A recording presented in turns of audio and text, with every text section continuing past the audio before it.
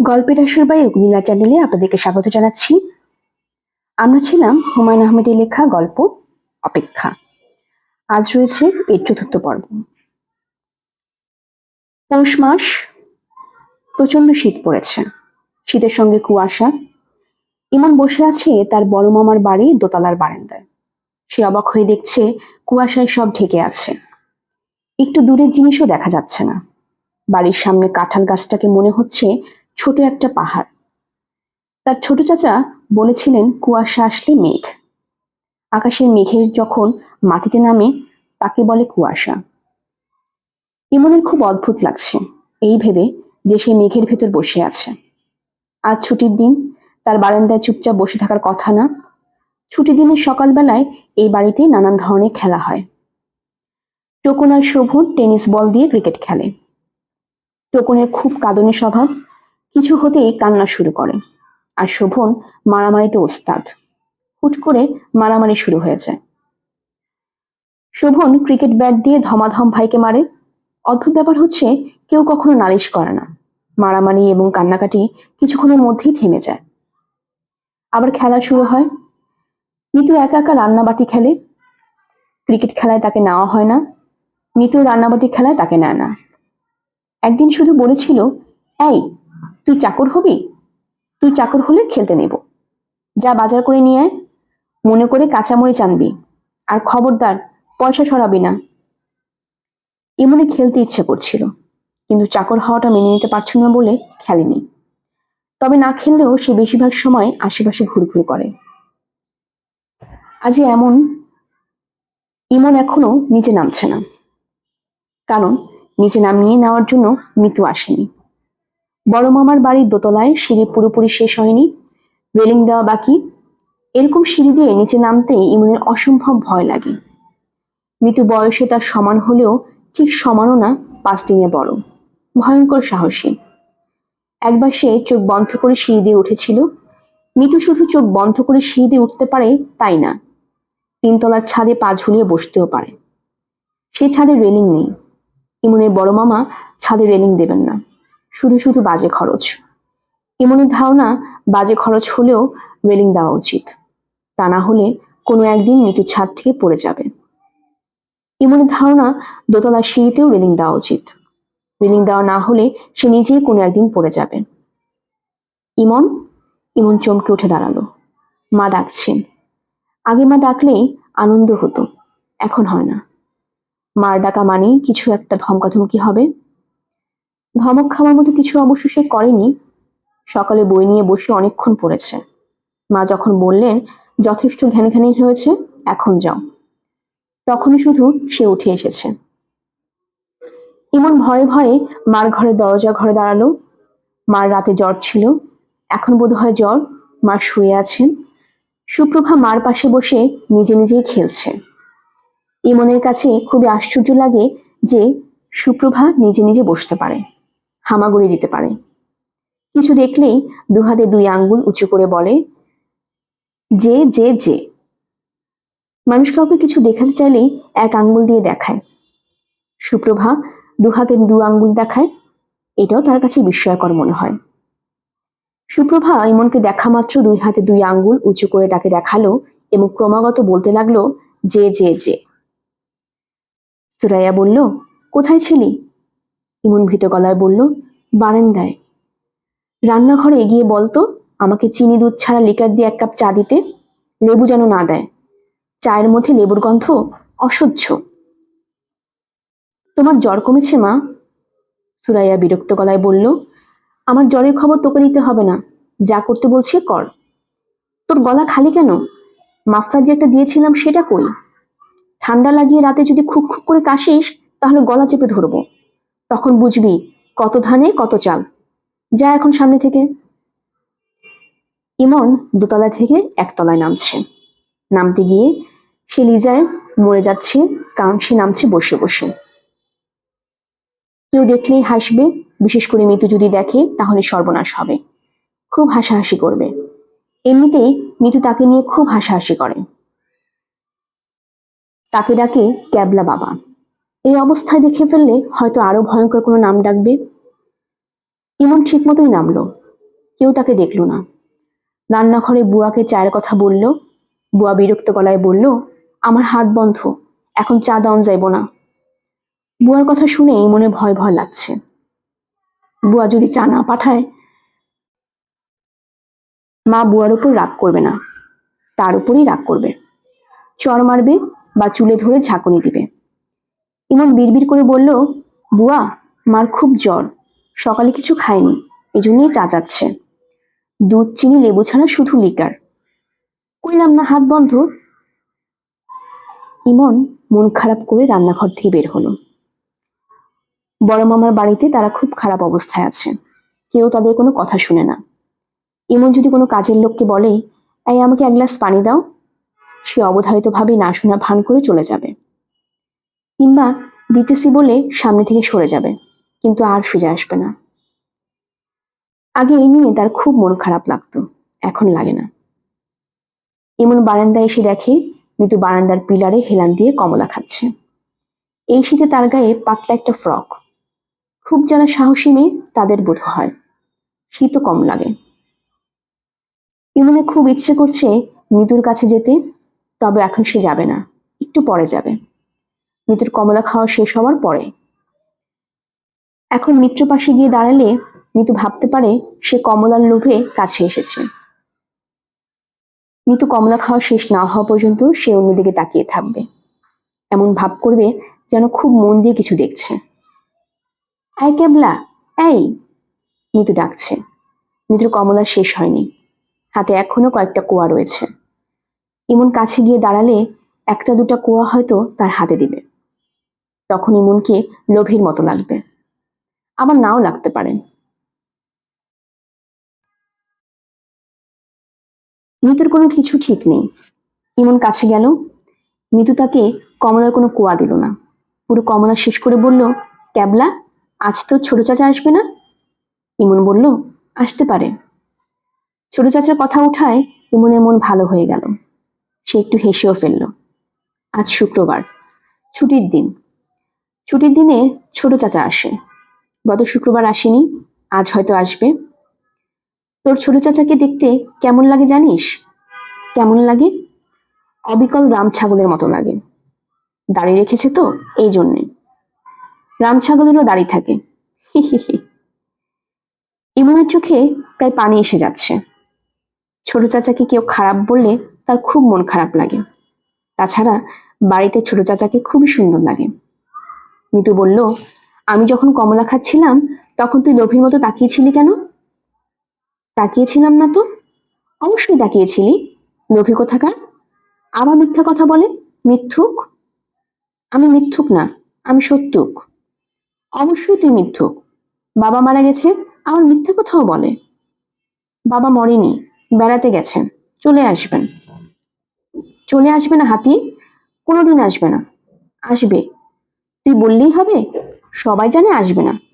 তুই আগে তো মিথ্যুক, তার উপর বোকা। আমি বোকা না।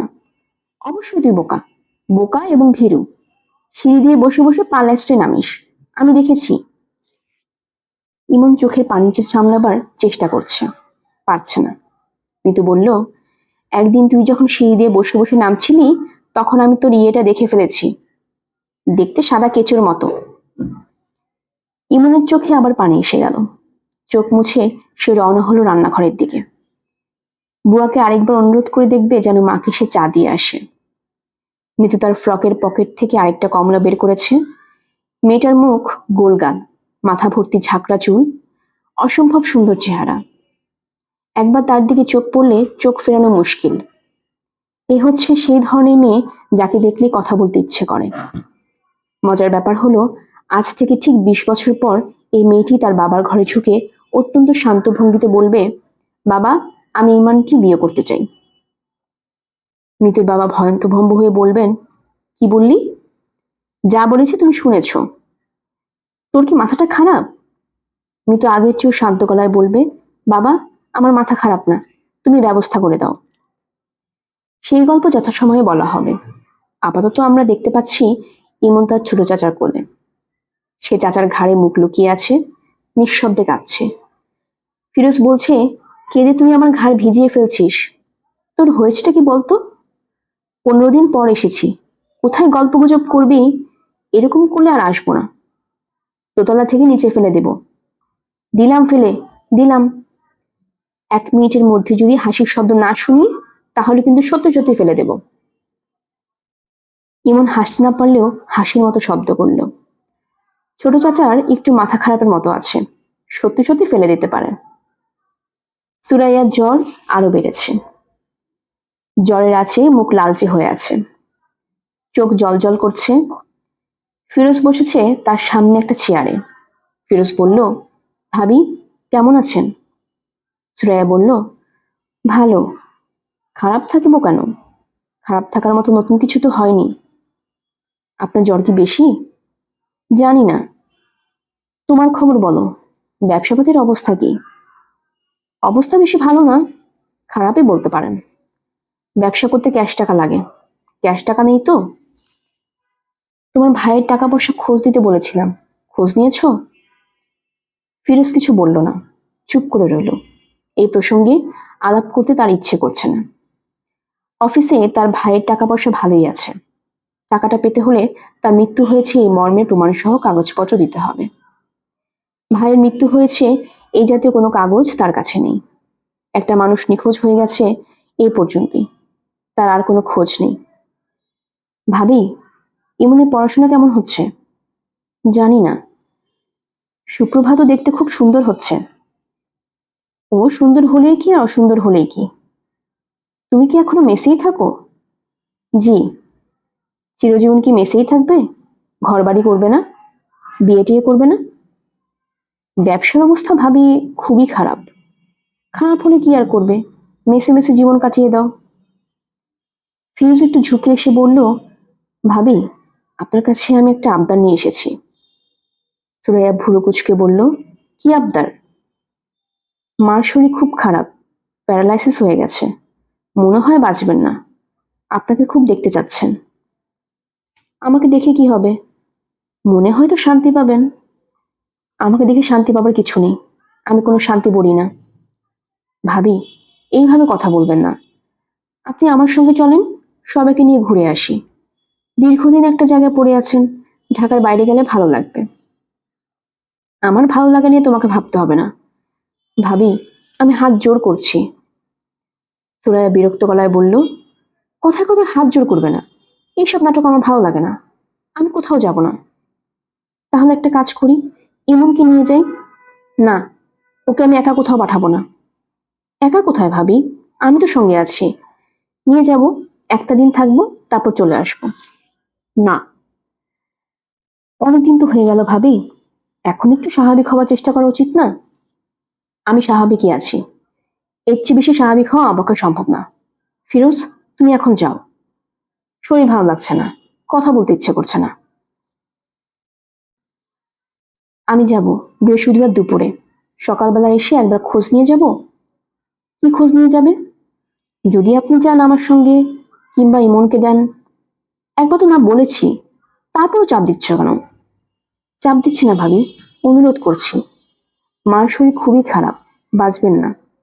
ইমনের জন্য খুব অস্থির। ভাবি আজ উঠি, বৃহস্পতিবার সকালে আসবো। যাওয়ার আগে দেখা করার জন্য আসবো। সুপ্রভা কি ঘুমাচ্ছে? হ্যাঁ। ওকে দিন একটু কোলে নিয়ে আদর করি। কোলে নিয়ে আদর করতে হবে না, ঘুম ভেঙে যাবে।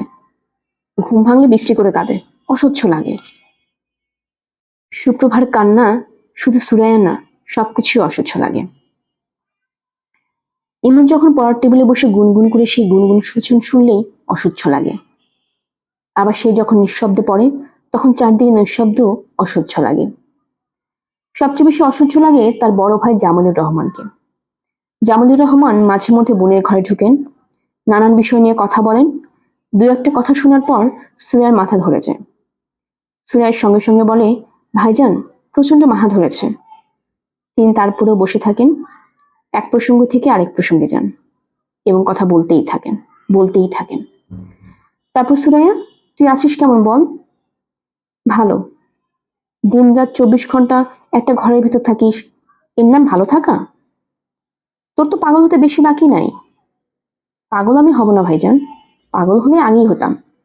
আগে যখন হইনি এখনো হব না। আশেপাশে সবাইকে পাগল বানাবো, কিন্তু নিজে পাগল হব না। এই তো একটা কথার মতো কথা বলেছিস। নিজে ভালো থাকবি, নিজে ভালোটা থাকাটাই জরুরি। অন্যের যা ইচ্ছা হোক, নিজে ঠিক থাকলে জগৎ ঠিক। শুনে ভালো লাগলো। একটা ঘটনা ঘটলে চিত হয়ে পড়ে যেতে হবে নাকি? দুর্ঘটনা মানুষের জীবনে ঘটে না? সবসময় ঘটে। ভাইজান, আমার খুবই মাথা ধরেছে।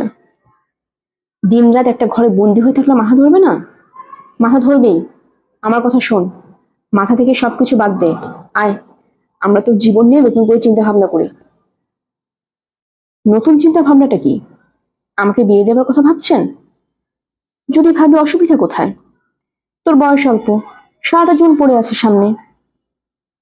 সুরাইয়া হতভম্ব গলায় বলল, ইমনের বাবা বেঁচে থাকতে আমি আরেকটা বিয়ে করে ফেলবো? বেঁচে আছে তোকে কে বললো? মরে গেছে সেটাই বা কে বললো? তাছাড়া আমি জানি বেঁচে আছে, আর যদি নাও থাকে বিয়ে তো আমি করব না। খুব ভালো একটা ছেলে পেয়েছিলাম, ইন্ডিটিং ব্যবসা করে, বয়স অল্প, রোড অ্যাক্সিডেন্টে স্ত্রী মারা গেছেন।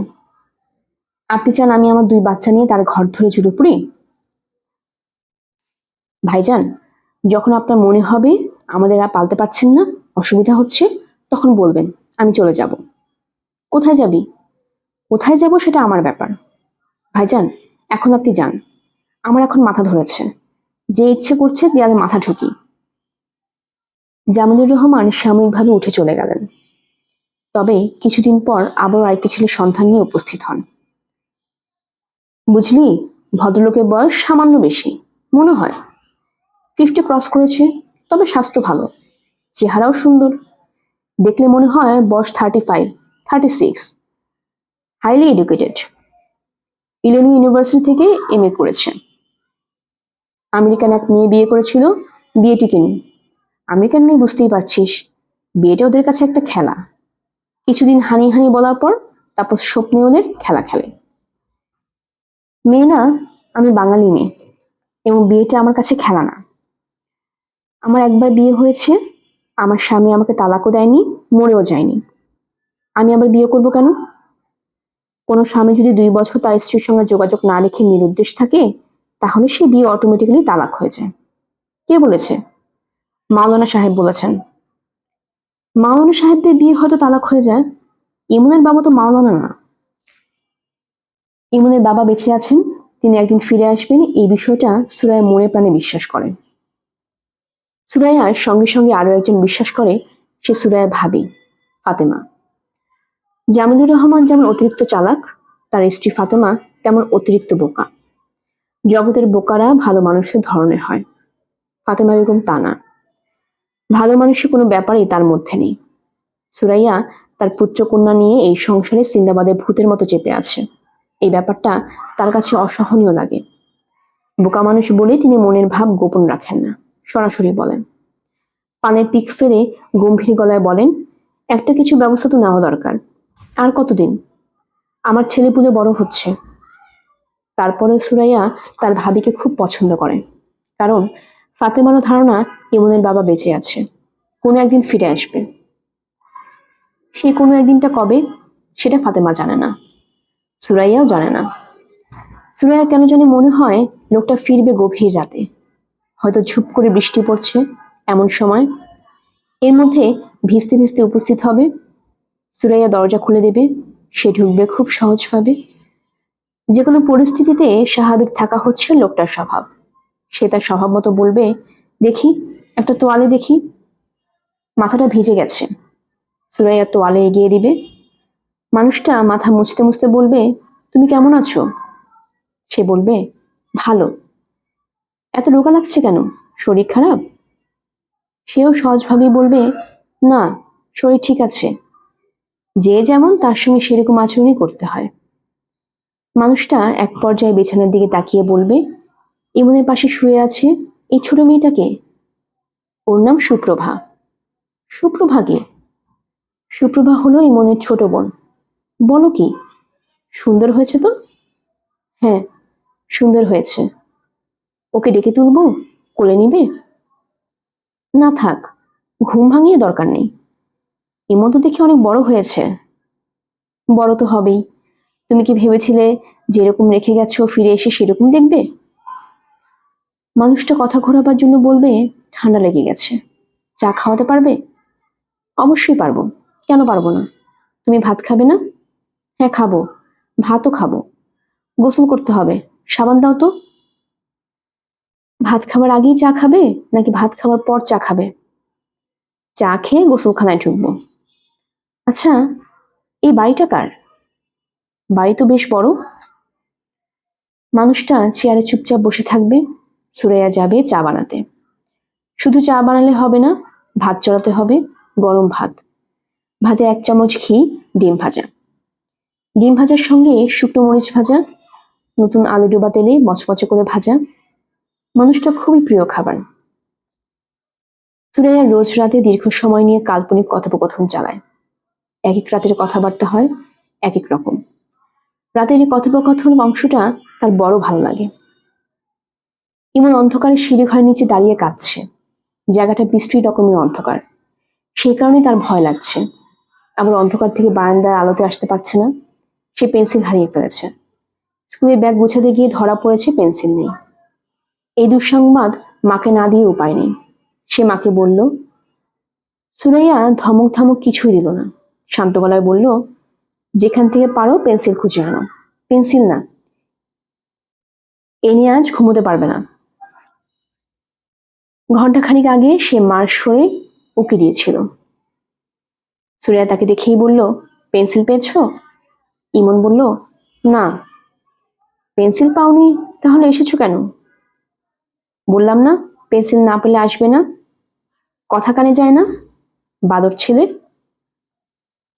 রাত 10টার মতো বাজে। অন্যদিন এই সময় বাড়ি গমগম করে। আজ মনে হয় সবাই শুয়ে পড়েছে। বাড়ি নিঝুম। ইমন কি করবে বুঝতে পারছে না। এই বাড়িতে যদি ছোট চাচা থাকতেন, তাহলে তাকে কানে কানে বললেই যত রাতি হোক তিনি দোকান থেকে পেন্সিল কিনে আনতেন। ছোট চাচা নেই। এখন যে সে কাঁদছে, ভয়ে কাঁদছে না, ছোট চাচার জন্য কাঁদছে। কাঁদতে কাঁদতে তার মনে হলো, বাবা থাকলে বাবা কি তার পেন্সিল কিনে আনতেন? বলা যাচ্ছে না। বাবা কেমন ছিলেন, তিনি কি করতেন, সে দ্রুত ভুলে যাচ্ছে।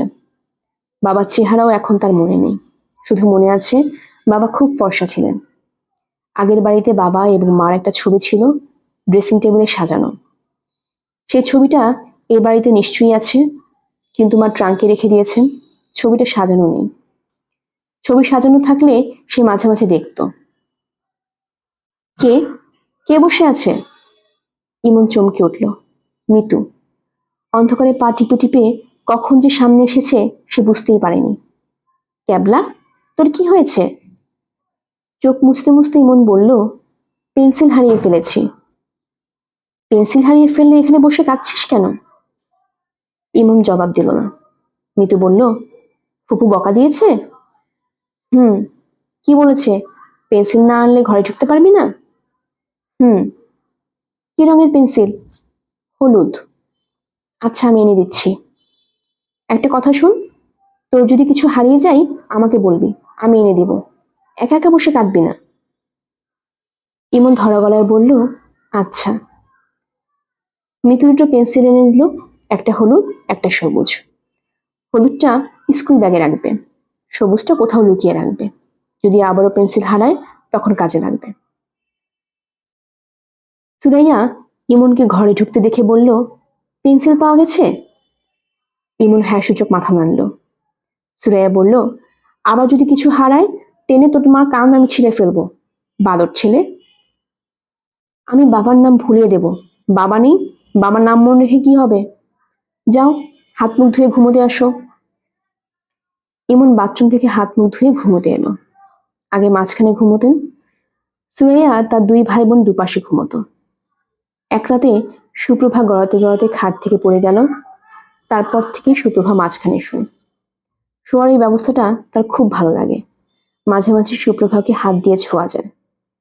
সুপ্রভা যখন জেগে থাকে তখন তাকে হাত দিয়ে ছুলে খুব মজার একটা কাণ্ড হয়। সুপ্রভা খিলখিল করে হাসতে থাকে। সেই হাসি আর থামে না। শুধু ইমন হাত দিয়ে ছুলেই এমন করে, যেন তার হাতে হাসির কোনো ওষুধ আছে। ইমন নিজে যখন সুপ্রভার মতো ছোট ছিল তখন সেও কি এরকম করতো? মাকে জিজ্ঞেস করতে ইচ্ছে করছে, কিন্তু সাহসে কুলাচ্ছে না। ছোট চাচাকে জিজ্ঞেস করতে হবে। ইমন, জি মা। স্কুলে পড়াশোনা কেমন হচ্ছে? ভালো। আকাশ ইংরেজি কি? স্কাই। বানান কর, SKY। আকাশ নীল ইংরেজি কি? The sky is blue. মাঝে মাঝে যে আমি তোমার উপর খুব রাগ করি, তখন কি মন খারাপ হয়? না। মিথ্যা কথা বলছিস কেন? যদি মন খারাপ হয় বলবে। মন খারাপ হয় কি হয়? হ্যাঁ হয়।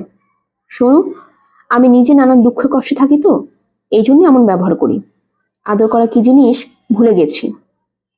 যে আদর পায় না সে আদর করতেও পারে না, বুঝতে পারছিস? হুম। তোমার বাবাও কিন্তু তোমার আদর করতে পারতো না, কিন্তু সব মানুষ সবকিছু পারে না। তোমার বাবা কিভাবে তোমাকে আদর করতো মনে আছে? না। সে অফিস থেকে এসে তোমাকে কোলে নিয়ে 5 মিনিট হাঁটাহাঁটি করতো, এটাই তার আদর। চুমু খাওয়া কিংবা উপহার কিনে দেওয়া এইসব তার স্বভাবে ছিল না। তুমি বড় হয়ে কার মতো হবে? তোমার বাবার মতো হবে? না। তাহলে কার মতো হবে? ছোট চাচার মতো। কেউ কারো মতো হতে পারে না, সবাই হয় তার নিজের মতো। তুমি হাজার চেষ্টা করেও তোমার ছোট চাচার মতো হতে পারবে না, কিংবা তোমার বাবার মতো হতে পারবে না। সব মানুষই আলাদা। কচ্ছপ, কচ্ছপরাও কি আলাদা? হঠাৎ কচ্ছপের কথা এলো কেন? আর কোনো কথা না, ঘুমাও। আচ্ছা, ও ভালো কথা। তোমার ছোট চাচা তোমাকে নিয়ে দেশের বাড়িতে বেড়াতে যেতে চায়, তুমি কি যেতে চাও? আনন্দে ইমনের কথা বন্ধ হয়ে গেল। তার ইচ্ছে করছে চিৎকার করে কেঁদে উঠতে, এমন চিৎকার যেন সুপ্রভারও ঘুম ভেঙে যায়। ভয় পেয়ে সেও যেন কাঁদতে থাকে। কথা বলছো না কেন? যেতে চাও না? চাই। একা একা যেতে ভয় লাগবে না? না। আমাকে ফেলে রেখে যাবে, কষ্ট হবে না? না। সে কি, আমাকে সুপ্রভাকে ফেলে দিতে যাচ্ছ, কষ্ট হবে না? সুপ্রভার জন্য হবে। সুপ্রভাকে তোমার আদর লাগে? হুম। আচ্ছা, অনেক কথা হয়েছে, এখন ঘুমাও। নাকি একটা গল্প শুনতে চাও? ইমন গল্প শুনতে যাচ্ছে না। কিছু বুঝতে পারছে না, কোন একটা অদ্ভুত কারণে তার মার মন খুবই ভালো। মা গল্প বলতে যাচ্ছেন, সেই অদ্ভুত কারণটা কি? গল্প শুনতে চাও? চাই। এক দেশে ছিল এক রাজকন্যা। রাজকন্যা ছিল বন্দিনী। তার জীবনটা কাটছিল 4 দেয়ালের মধ্যে। তার মুক্তির একটাই পথ, যদি কোনো সাহসী রাজপুত্র বাঘের চোখ দিয়ে মালা গেঁথে রাজকন্যা গলা পরিয়ে দেয়, তবেই রাজকন্যা মুক্তি পাবে। গল্পটা কেমন? ইমন ফিসফিস করে বলল, খুব ভালো লাগছে। আসলে গল্পটা তার মোটেই ভালো লাগছে না। বাঘের চোখের মালার কথা ভাবতেই তার ঘেন্না লাগছে। সে চোখের সামনে দেখতে পাচ্ছে অনেকগুলো বাঘ গভীর জঙ্গলে ঘুরে বেড়াচ্ছে। এদের কারোরই চোখ নেই। ভয়ঙ্কর এক রাজপুত্র তার চোখ উপড়ে নিয়েছে। অন্ধবাঘের দল ঘুরে বেড়াচ্ছে। ঘুমিয়ে পড়েছো? না। তাহলে শোনো, বন্দিনী রাজকন্যাকে উদ্ধারের জন্য এক রাজপুত্র বের হলো বাঘের সন্ধানে। তার খুব সাহস।